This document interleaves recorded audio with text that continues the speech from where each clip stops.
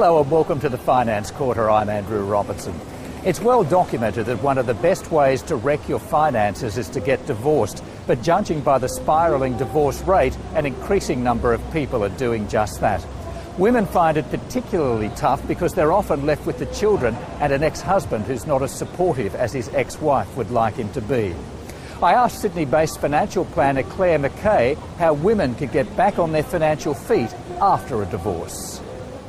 Claire, many women watching this know firsthand the pain of divorce, but if we can just wind it back slightly, while you're still together with your partner but you know the divorce is coming, what can you do to protect your financial position?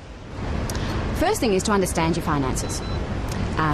In most couples, one person takes the lead, and if you're not that person, then you need to make sure that you know not only where all the assets are, how they're structured, and so you have a clear understanding of the total financial picture before you start the legal part of the process.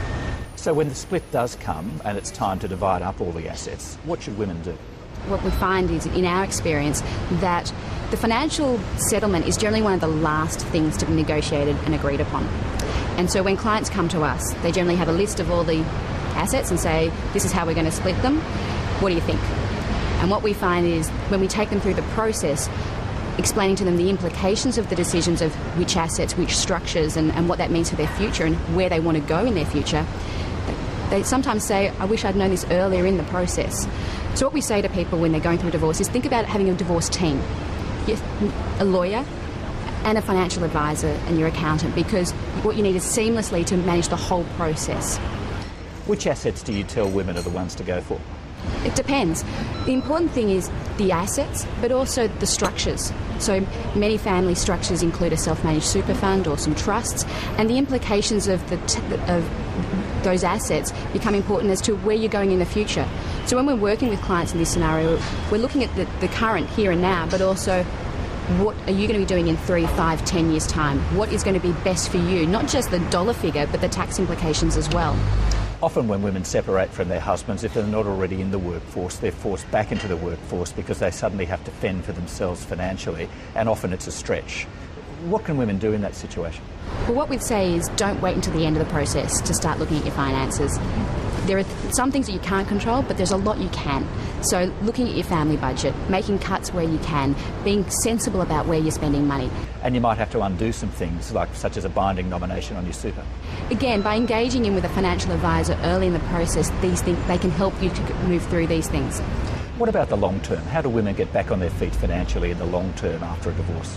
Well, I think it's the same for men and women. It's about looking at where you are today and saying this is day one.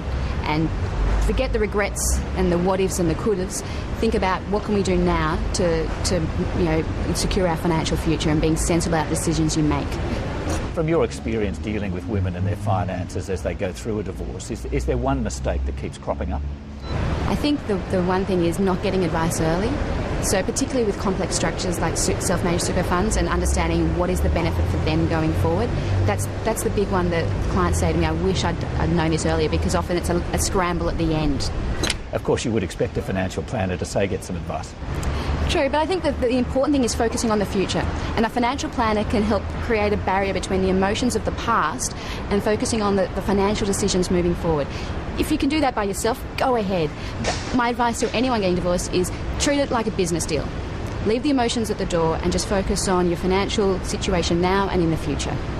Claire Mackay, thank you very much for that. It's a pleasure.